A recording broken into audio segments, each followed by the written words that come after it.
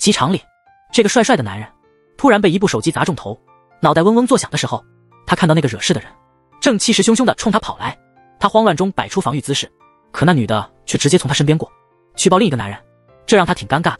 砸他手机的女人名叫柳正英，她一身湿漉漉的出现，因为她是个跳水选手，她为了留住要去留学的男友，直接放弃了比赛，连衣服都没换就冲到机场。男友不但没被感动，还厚颜无耻地告诉正英他已经爱上别人了。正英气得一扔手机，结果不小心砸到别人，正英最终还是分手了。他伤心的样子被那男人看得清楚，这男人叫姜勋南，他是韩国顶尖食品公司的少爷，排名前列，但他从未想过参与家族生意。他毕业于米兰顶级艺术学院之一，不仅是玩具展览馆的馆长，还是勋南正英恋爱专栏的匿名作者，被读者称为恋爱大师，轻松帮助经常被拒的表弟变身为恋爱高手，并且亲自示范教他如何用言语来魅惑。一看女人的表情就知道他有多开心。在他指导下，表弟从菜鸟变成了恋爱高手，但勋南对爱情本身提不起兴趣，他更没想到那个给他不好的第一印象的女人5年后会再次出现，并改变了他的看法。那天正英被保安带走后，他接到母亲病重的消息，他急忙赶到医院，还没来得及说几句话，母亲就去世了。正英对此深感自责，他觉得自己的任性可能加重了妈妈的病情。从那天起，正英对跳水产生了恐惧，他的运动生涯也就此结束。爸爸看他天天闷闷不乐，就把自己关在房间里，既不出门也不工作，于是帮他在相亲网站上注册，希望爱情能给他带来治愈。但正英对安排的相亲一次都没参加过，反而是把朋友推去相亲，没想到还真成全了几对，婚介所就把他招进去当红娘。正英一入职，红娘的魔力就消失了，业绩一直是垫底的。组长让他去搞定一个有钱又挑剔的单身女强人，如果能成功，他的工作就能保住。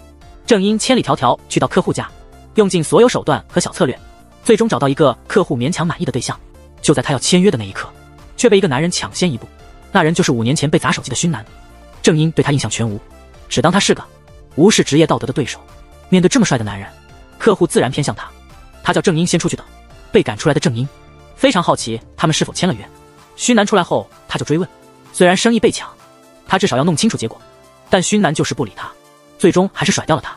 失去合同的正英做好了被骂的准备，没想到组长却告诉他，客户其实很满意他，只是不明白为什么他一去谈展览合约，回来就不见了正英。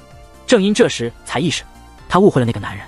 回想起那时候我死缠烂打的样子，正英觉得特别丢脸，他只希望以后再也不要见到他。这位跳水教练想通过跳水自尽，他打算用这种方式来报复那个渣男。可恶的职业习惯让他连自杀都不由自主的做出完美的跳水姿势，还得说他的水花控制的挺好的，这可把想劝他的朋友吓坏了。正英很想下水救他，可是5年前的事情让他情不自禁的退缩，焦急的他就在原地大喊，有人会游泳吗？这时他看到有人举手了，正英就像在黑夜中看到了光明，赶紧跑向那个举手的人，结果人家只是刚好跑步完，正在伸展运动。当勋南看到那个似曾相识的女人又以同样的姿势向他冲来时，他就有种不祥的预感。果然在他弄明白情况之前就被正英推下水了。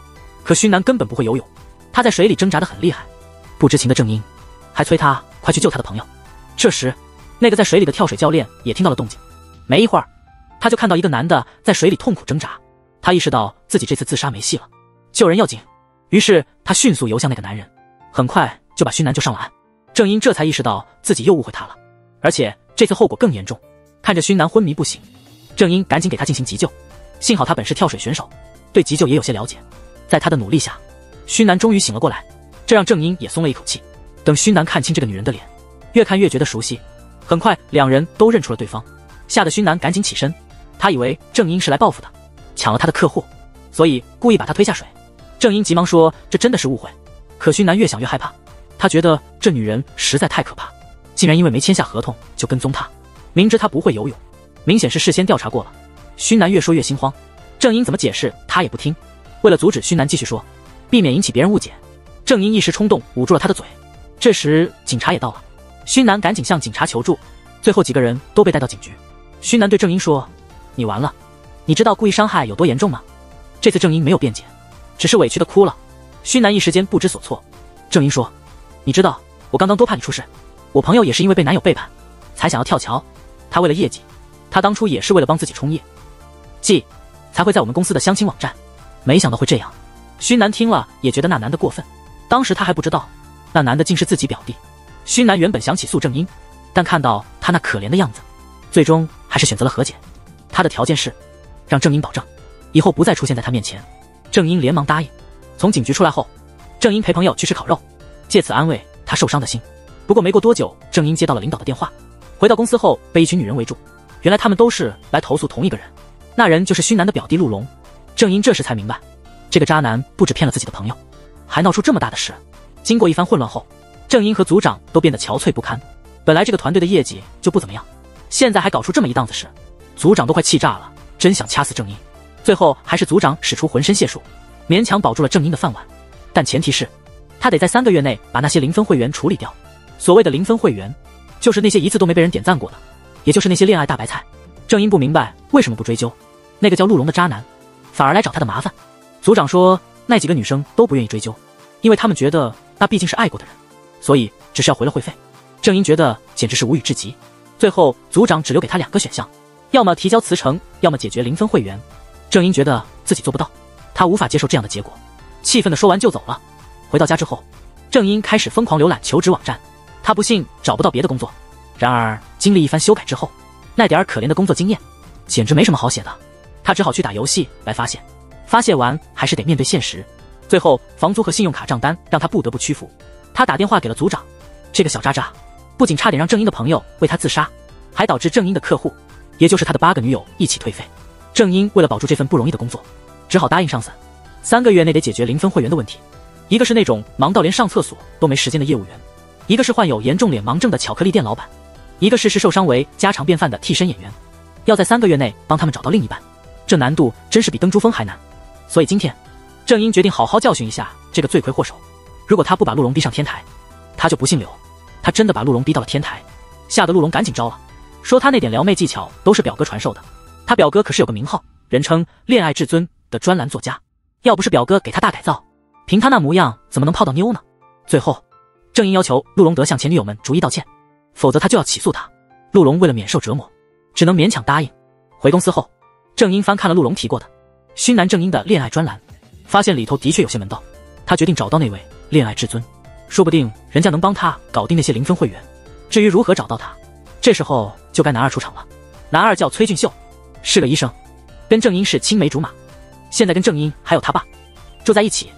他为了帮郑英弄到那个神秘作家的联系方式，甚至不惜牺牲自己的形象，答应给杂志拍写真，最终没有让郑英失望，成功拿到了作家的联系方式。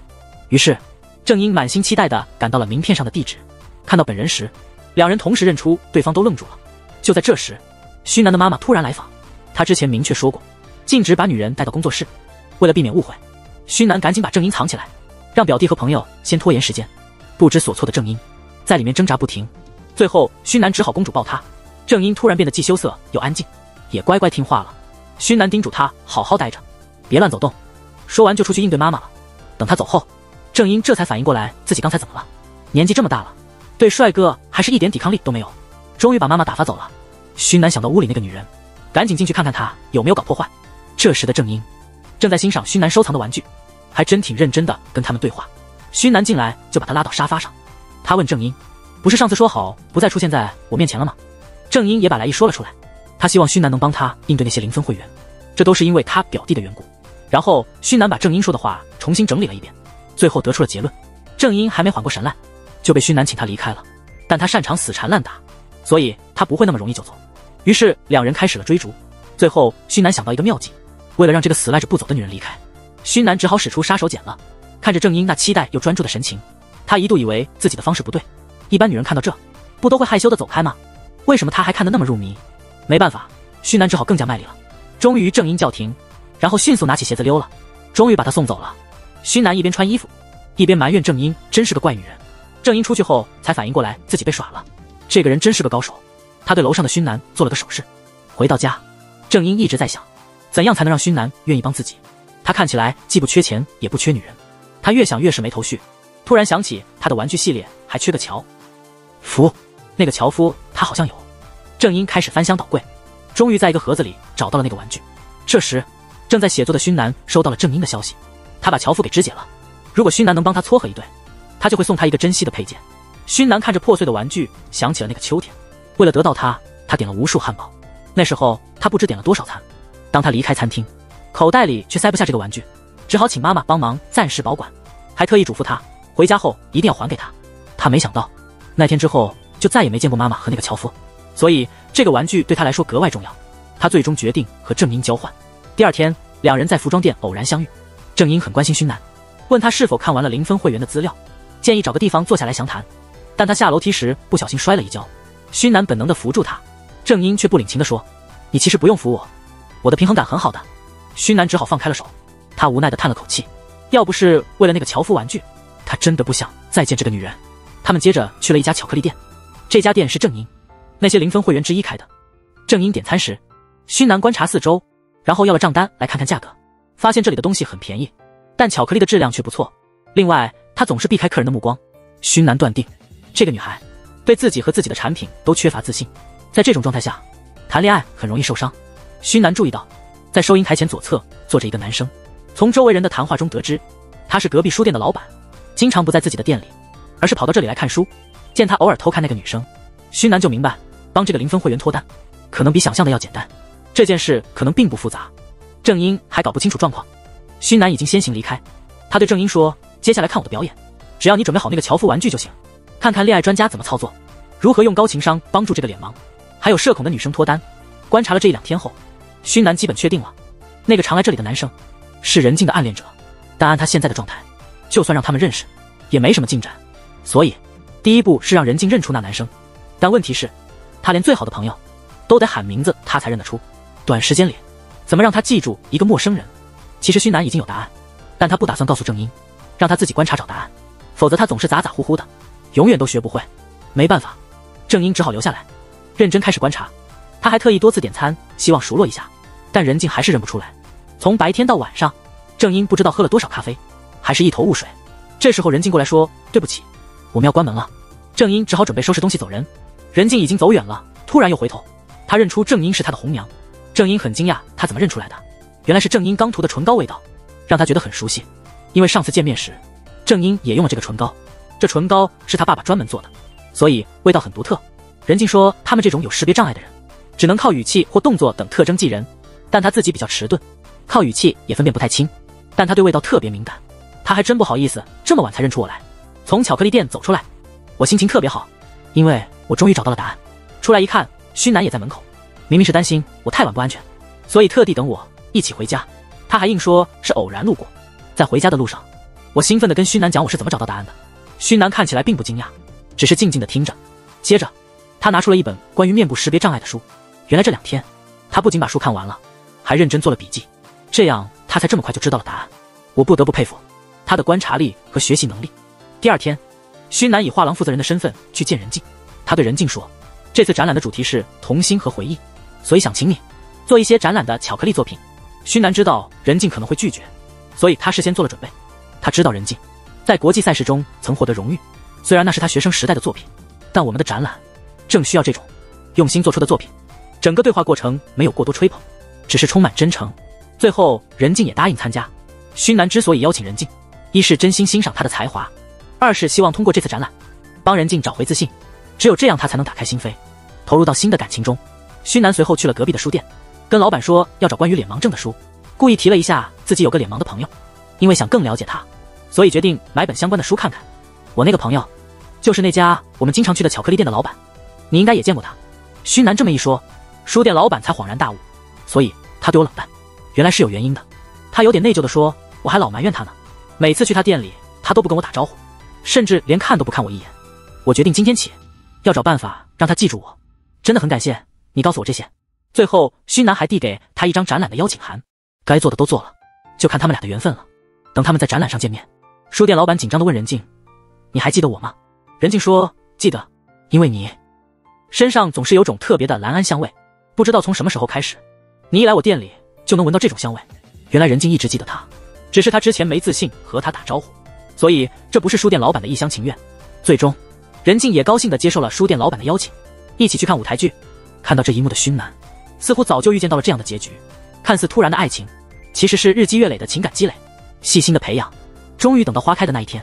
郑英和勋南在散步时收到了任静的短信，他说他要把自己的资料从相亲网站上撤掉了，这是看准了对方的恋爱潜力，还能通过这个判断对方的恋爱经历。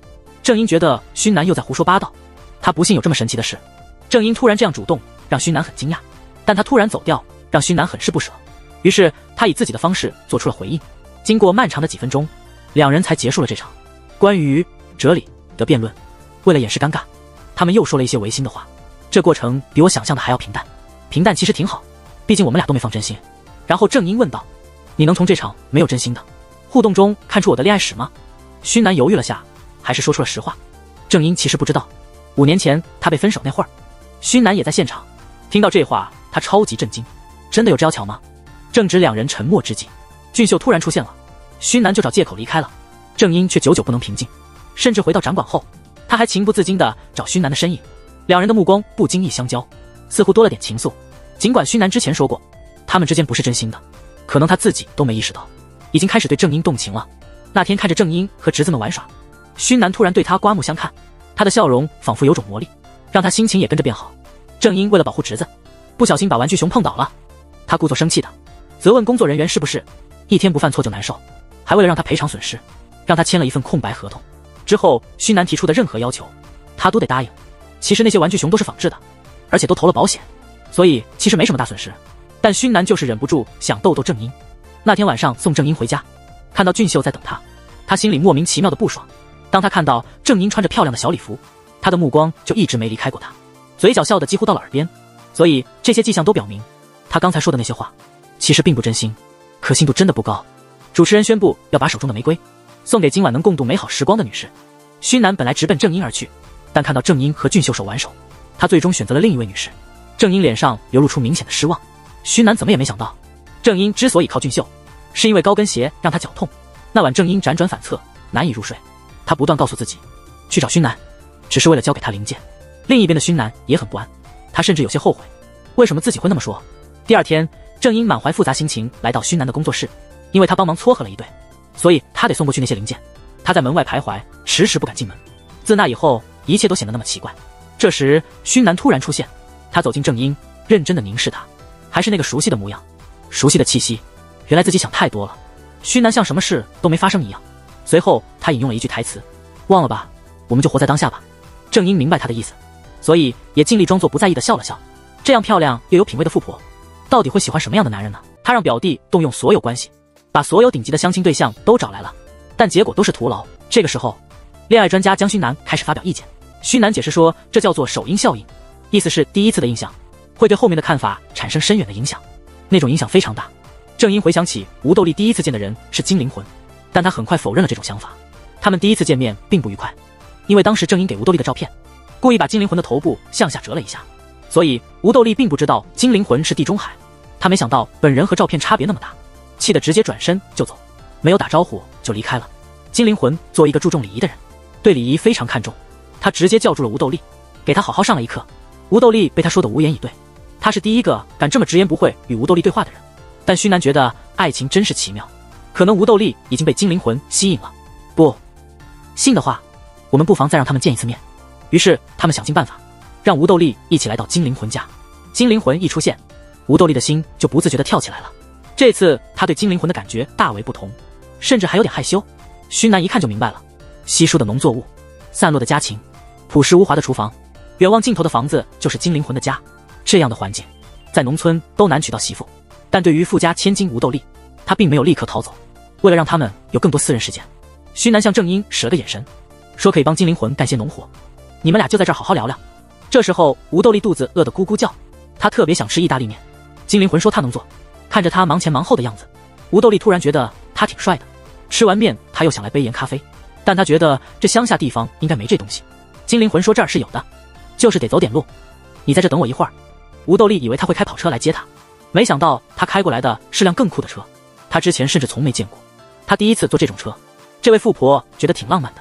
这时候可怜的郑英和勋南还在辛苦地种土豆，从不干农活的勋南在郑英的带领下也越来越上手，忙到连车钥匙掉了都不知道，因为牛车实在太给力了。等他们买完咖啡回来，已经天黑了。兴奋的吴斗丽还在期待接下来的活动，没想到金灵魂突然说，咖啡都喝完了，你现在可以先回去了，我们的缘分大概也就到这了。这突如其来的冷水让吴斗丽又气又伤心，他拿起包包就走了。看着吴斗丽夜里赶路，郑英很担心，他们想追上去。这时勋南发现他的钥匙不见了，这才想起可能掉在生豆田里了。两个手机都没电的，他们只能互相看着。看来今晚只能露宿了。两人第一次一起在外头过夜，勋南本来就睡不着，看到郑英在房间里转来转去，只是因为蚊子多，所以他才脱衣服挠痒。误会的勋南觉得自己无法直视了，于是起来做点运动，分散注意力，终于熬过了这难熬的一夜。第二天醒来的勋南，第一件事就是整理了一下自己的口袋方巾，把大叔款的衣服搭配上自己的西装口袋方巾，这是他作为细心男孩的最后坚持。迷迷糊糊中，他被突然惊醒，郑英兴奋地告诉他在树上发现了钱，因为他们的钱包都锁在车里了，所以昨晚只能吃土豆果腹，现在终于可以去买点好吃的了。但是要到镇上还得走一段路，得骑自行车过去。不会骑车的勋南说，经过昨天的锻炼，他已经学会了坚持要在正音。最后的情景是这样的，简直就像霸道老婆和小娇夫。很快他们到了一家便利店，1000块钱只够买一人1桶泡面。勋南本来很嫌弃，现在却吃得津津有味，把正音这个临时司机累坏了。这时他无意中发现昨晚挖回来的土豆里似乎有那把车钥匙，他走过去拿起来一看，果然是的。因为勋南昨晚确实提过，让他好好在这堆土豆里找找，说不定能找到车钥匙，被他一次次否定。要是昨晚找到了就能走了，所以正英求勋南不要生气，千万别抛下他。可勋南还是冷酷的开车走了。正英气得不行，勋南突然停下车，邪魅的一笑，又倒车回来。或许是因为昨晚正英曾经跟他说过，他觉得男人倒车时最有魅力，一只手操控方向盘，身体转向副驾驶，那个动作确实既帅气又有魅力，所以他才故意这么做。明明口袋里有钱，却假装没钱，只是为了能和正英多待一晚，怎么可能因为他没及时找到钥匙就生气呢？当他回到工作室，让表弟帮忙拿衣服去干洗，就证明了这一点，他根本不会在意。现在我都开始被正英影响了，以前从来不吃泡面的，只是因为和正英一起吃过一次，居然自己跑去买了泡面，吓得表弟把花洒当电话用了。正英还是经常来找勋南请教问题，主要是工作上的事。勋南看他的眼神明显温柔了很多，其实连表弟都看出来了，说他对正英的态度特别不一样。被发现了，勋南还死撑不承认。表弟说，像你这样的恋爱高手，如果只是想搞定他，那不是分分钟的事吗？干嘛非得费那么大劲答应帮他呢？8成是真的喜欢上他了。但现在该怎么办呢？我感觉那个女孩对你完全没兴趣。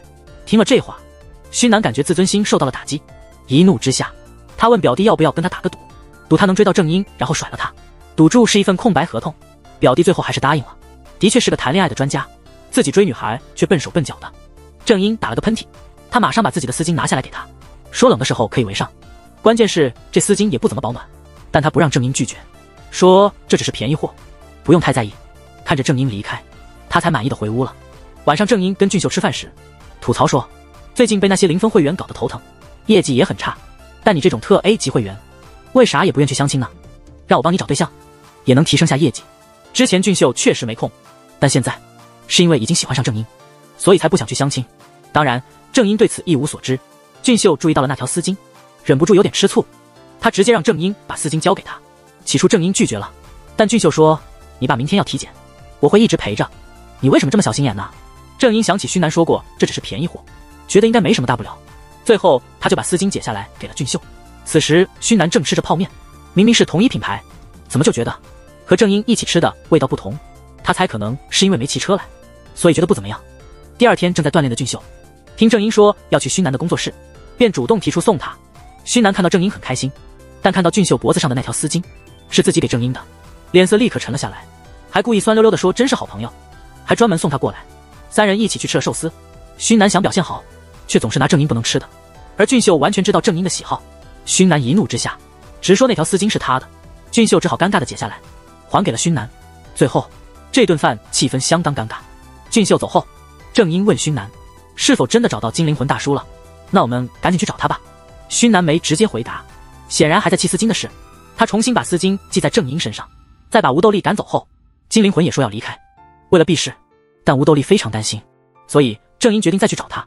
到了目的地，知道正英怕水，勋南让他留在车里自己去找就行了，还贴心的帮他把座椅放倒，戴上了墨镜，让他在这里好好休息一下。勋南离开后，正英看见了一个人长得很像精灵魂，可是勋南不在附近，他只能自己下车去追，但还是慢了一步，一心只顾追赶，没想到自己已经跑到船上了。这时他才害怕地抓住了栏杆，他还是无法克服对水的恐惧。正当他紧张到出冷汗的时候，勋南出现了，他紧紧抱住了正英。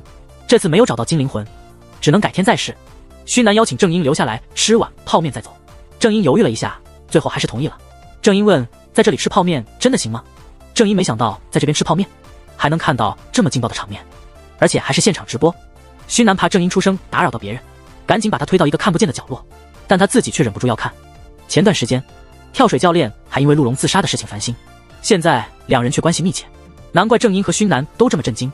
幸好他们没待太久就离开了，否则楼上的两个人不知道还要躲多久。或许是受表弟的影响，又或许是气氛烘托得当，须南也情不自禁。这个精彩又刺激的夜晚过后，两人依依不舍地各自回家。须南今晚心情特别好。第二天天还没亮，郑英就起床梳洗打扮，并没有什么特别的事，只是约了须南见面。因为变得在意了，所以特别重视。他还贴心地给须南买了早餐，想早点过去给他一个惊喜。然而当他推开门时，却看到一个年轻美丽的女生正躺在沙发上。郑英一时不知如何是好。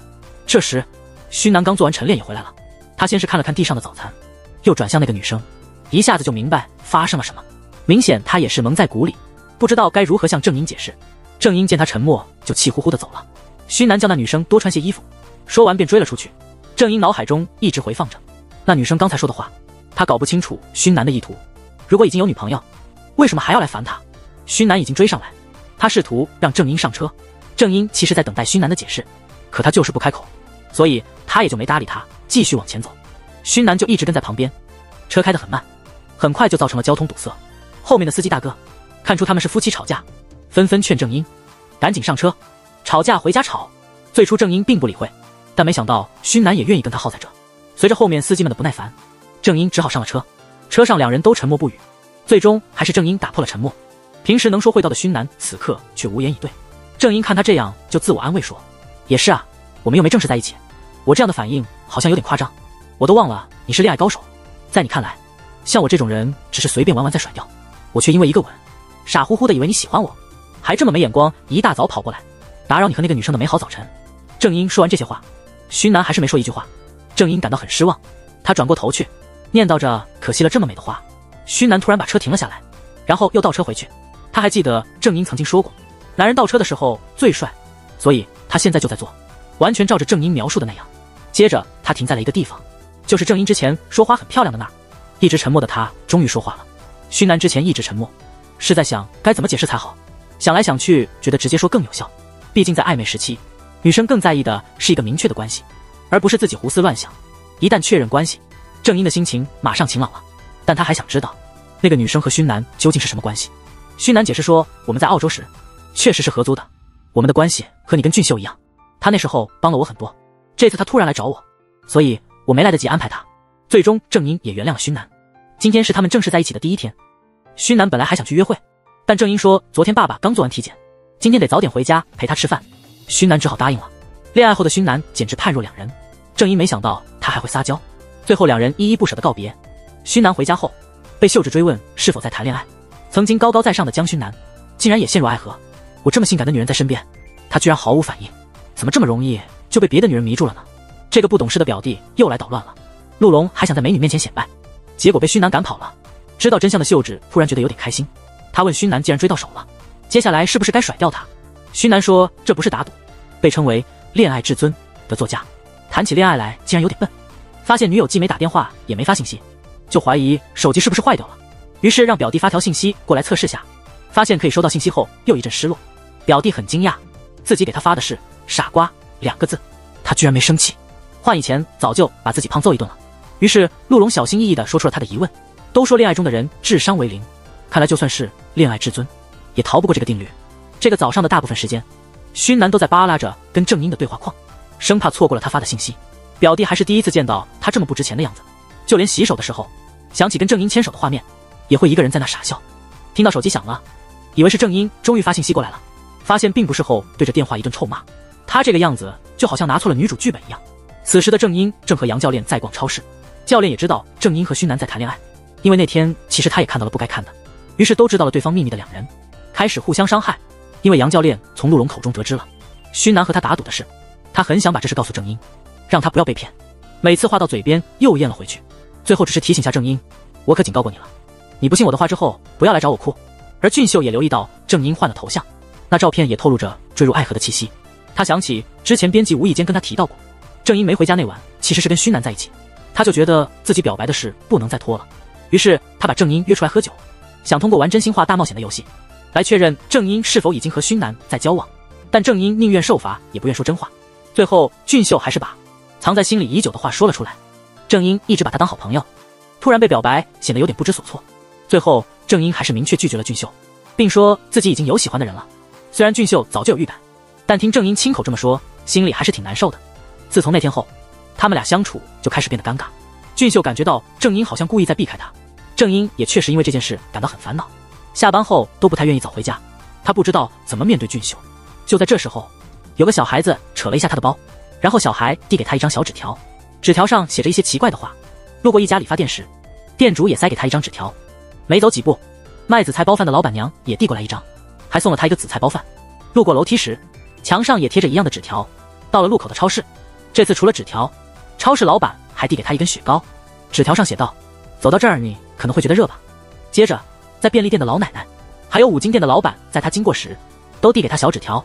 这条路就是郑英每天的上下班必经之路，而这些小纸条全都是俊秀请他们帮忙给郑英的。他希望通过这种方式向郑英表达自己的心意。我这么做不是逼你接受我的感情，只是想让你知道这是我真心的表达。如果你还是继续躲避我，我就当做你默认了我的心意。郑英边流泪边看着纸条上的话，他能感受到俊秀的真心。此刻的俊秀正焦急地等着郑英的反应。没过多久，郑英终于回来了。这次他没有再躲避俊秀，他其实一点也不想失去这位好朋友，只是觉得自己既不能接受他，又希望他继续做朋友，这样做似乎太过贪心，所以他才故意躲避，不想让事情变得更难处理。所以他非常感谢俊秀能用这种方式把心里话说开，让他们的关系有了重新开始的可能。正当郑英准备说话时，门忽然被推开了，进来的正是勋南。看到勋南，两人都吓了一跳，郑英和俊秀都很惊讶。勋南接下来的话更是出人意料：既然女朋友不来找我，我就直接搬过来住了。勋南那天正好看到郑英爸贴的租房广告，他把自己的房子让给了秀智住，就这样自然而然地搬到了郑英家。但郑英的爸爸并不知道他们在交往。勋南的到来使得俊秀不得不设法避免他们单独相处，两人一见面气氛就很紧张。俊秀挑衅地对勋南说：我昨天向郑英表白了。勋南不以为然地回击：是吗？昨天也是我们正式在一起的第一天。这番话让勋南占了上风。到了晚上，勋南想偷偷出去和郑英约会，既然已经住在一起，见面应该很简单才对。没想到俊秀竟然守在门口，勋南只好找借口：我本来想去厕所的，现在又不想去了，然后无奈地关上了门。郑英那边想到以后可以天天见到男朋友，也异常的兴奋，正准备兴高采烈地出门，也被门口的俊秀逮个正着。勋南就发消息给郑英：你先别睡觉，我要看看俊秀能撑多久。两个计谋男整晚都在斗智斗勇，彼此实力不相上下。最终俊秀先撑不住了，勋南趁机溜了出去，两人终于如愿以偿的见面了。勋南向郑英坦白了心迹，他很在意自己的女朋友和一个曾向他表白的男生住一起。郑英说：我欠俊秀的，可能这辈子都还不清。在我最艰难的时候，他陪在我身边，对我来说他就像家人。此后勋南和俊秀的较量也没停止。早上去上班前，俊秀会去勋南的房间看看，确认没人后才放心去上班。而勋南总能巧妙地躲开俊秀的监视，跟郑英一起吃早饭，再送他去上班。这是勋南每天最开心的时光，偶尔能在他脸上留下一个吻，那整天勋南都特别开心。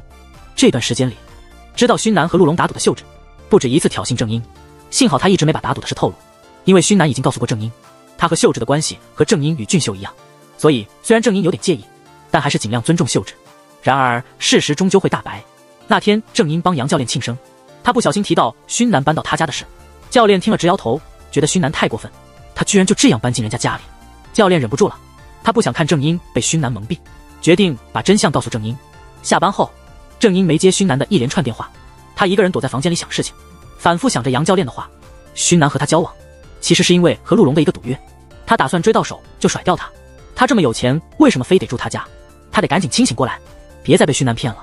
郑英回忆这段时间和勋南在一起的点点滴滴，一起泡的青梅酒，一起种的土豆，一起骑的自行车，一起看的星星。他在他最无助的时候，总是给他温暖的拥抱，会霸气地说他给的礼物不许给别人。还记得他说过的每句话，这一切难道都是假的吗？虐妻一时爽，追妻火葬场。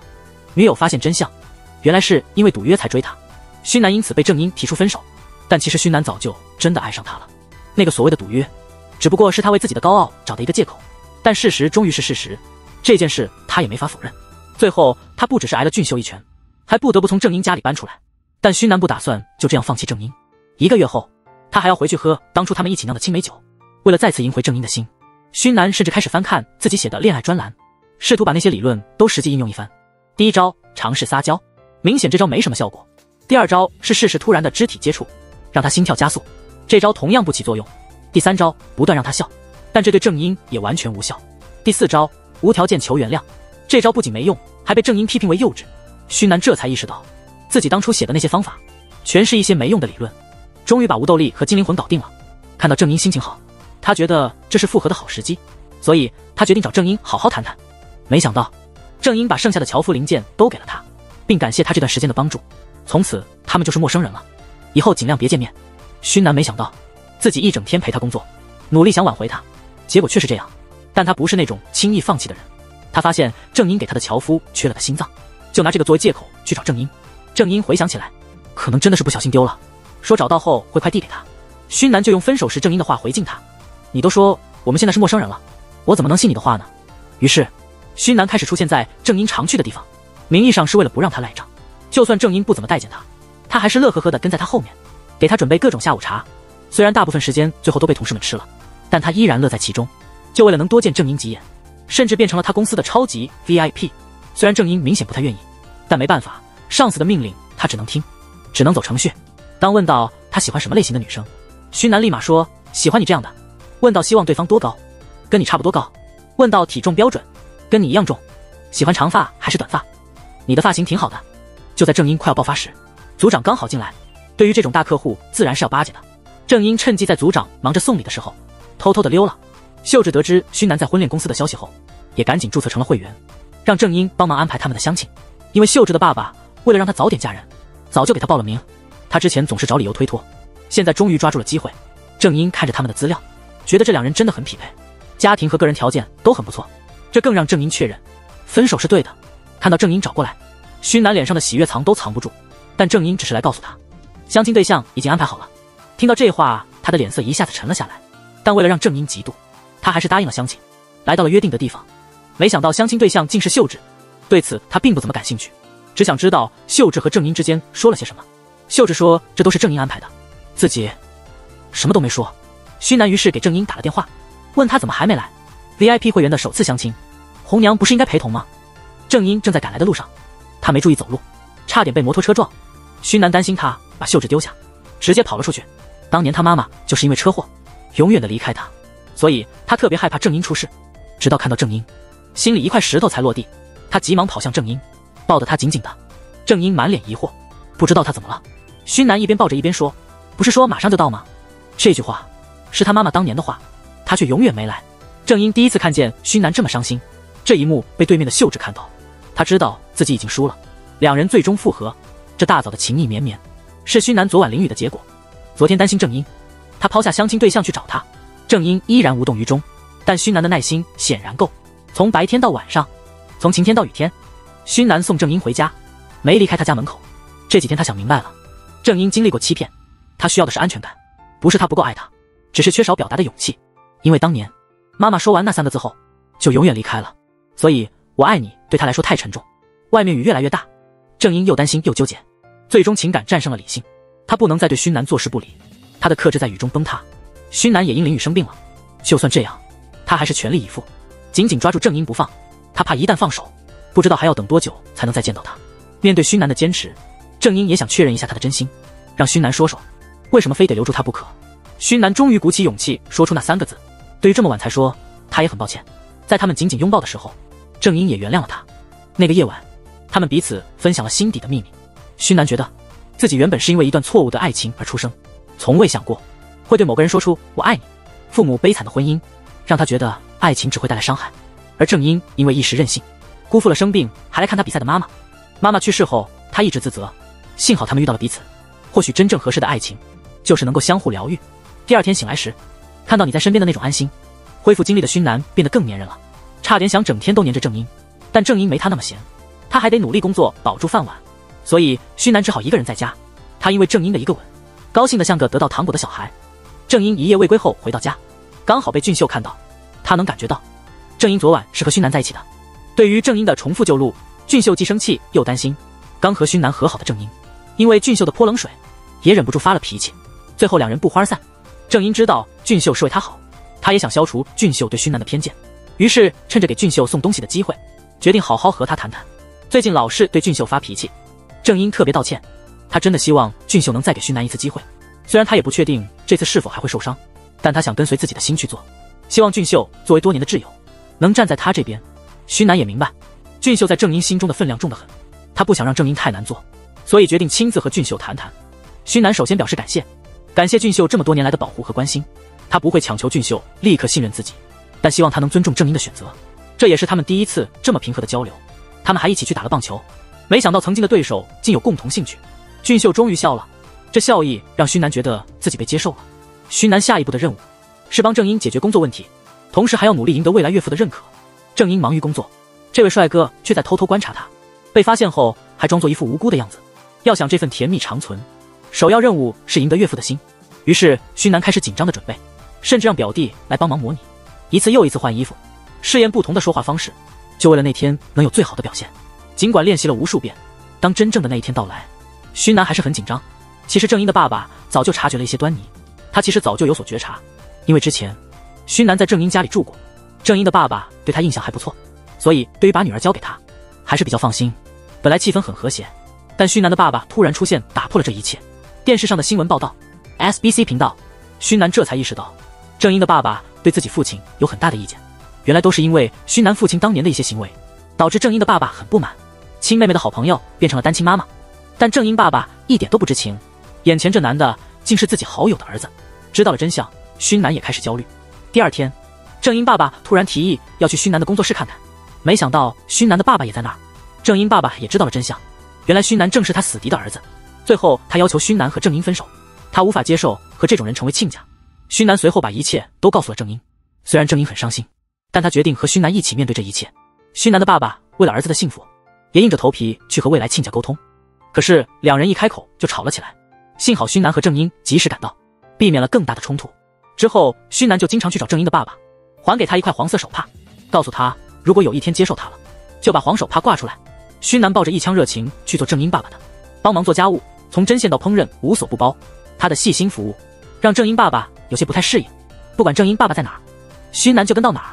甚至他老朋友聚会的时候，勋南还会贴心的准备便当。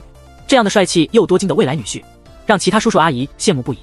这一天忙到天黑，勋南虽然累了，但他还是坚持留下来。最终郑英爸爸被他的真诚打动，意识到没有必要因为前辈的过错而对他有所偏见。勋南稍微打了个盹，回到屋里看看还有什么需要帮忙的，转了一圈却发现屋里没人，那条黄手帕已经被挂在了家里狗狗的脖子上。这意味着勋南终于得到了郑英爸爸的认可。勋南把这个好消息告诉了郑英，接着第二天两人高高兴兴的去约会了，没想到竟然碰到了郑英的前男友。前任还认出了勋南，就是他当时在机场抢手机的那个人。原来那天郑英收到的短信其实是勋南用他手机发的，把自己弄成最糟糕的那个。我觉得这是我能做的最好的了，希望不好的记忆都能消失，只留下美好的回忆。就是这条短信让郑英觉得自己还留有最后的尊严。那天的场面被勋南看到了，他始终没向他提起过。虽然郑英很气，但他想如果没有那条短信，或许自己更难从分手的阴影里走出来。最后郑英还是选择原谅了勋南。在勋南的帮助下，郑英的业绩也有了明显的提升。看到一对对在他的撮合下走向婚姻的恋人，这是他最有成就感的时刻。他的几个好朋友也常被郑英拉去当伴郎伴娘，也许他们也能在这期间碰出爱的火花。毕竟幸福是会传染的。至于郑英和勋南何时能修成正果，看样子那一天也不会太远了。